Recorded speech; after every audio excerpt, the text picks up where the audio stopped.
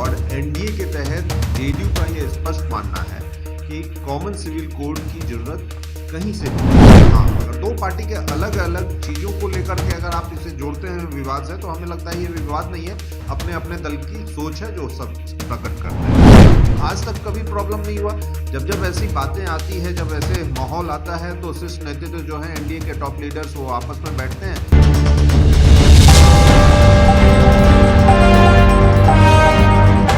नमस्कार, आप देख रहे हैं डीटीवी भारत। मैं हूं आपके साथ निषेध ठाकुर। इन दिनों देश में एक मुद्दा काफ़ी तेज़ी से उठ गया है और वो मुद्दा है कॉमन सिविल कोड लागू होने का। बीजेपी लगातार इस बात को कह रही है कि जहां जहां भारतीय जनता पार्टी का शासन है वहां पे कॉमन सिविल कोड लागू होगा, क्योंकि इसकी बेहद ज़रूरत है।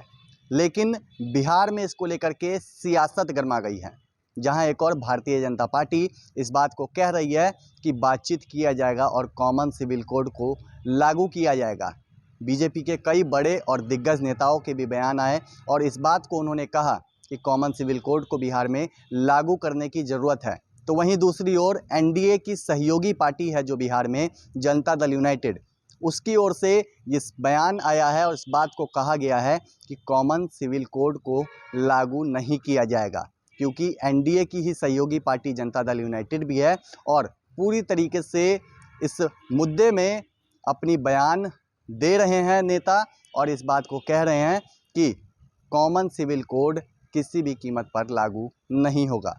क्या कुछ कह रहे हैं जेडीयू के प्रवक्ता निखिल मंडल, आप पहले पूरा बयान सुनिए। देखिए, पहली बात तो ये समझने की है कि हम दो दल हैं, दोनों की अपनी अपनी नीति है और बहुत से ऐसे मुद्दे हैं जो हम दोनों डिफर करते हैं एक दूसरे से।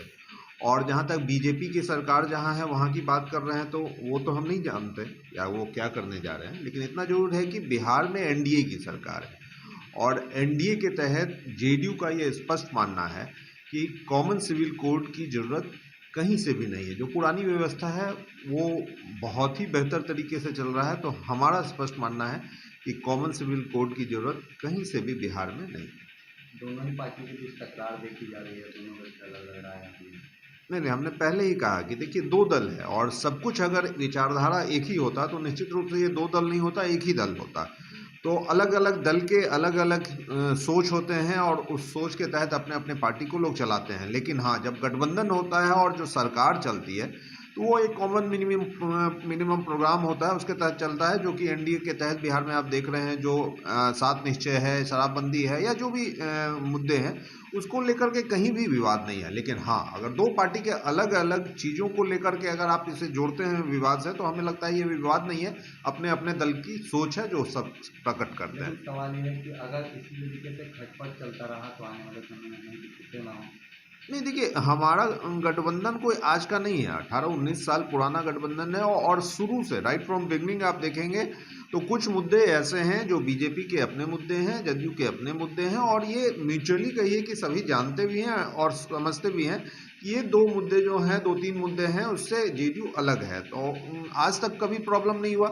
जब जब ऐसी बातें आती है, जब ऐसे माहौल आता है, तो शीर्ष नेतृत्व जो है एनडीए के टॉप लीडर्स वो आपस में बैठते हैं और निपटा लिया करते हैं। तो हमें नहीं लगता है कि ऐसा कुछ है। बाकी चर्चा बनाने के लिए और होने के लिए तो बहुत कुछ है, लेकिन होना कुछ नहीं है। बहुत कंफर्टेबली एनडीए यहाँ पे है। तो आपने सुना निखिल मंडल का बयान। साफ तौर पे निखिल मंडल इस बात को कह रहे हैं कि बिहार में कॉमन सिविल कोड की ज़रूरत नहीं है और वो लागू नहीं होगा।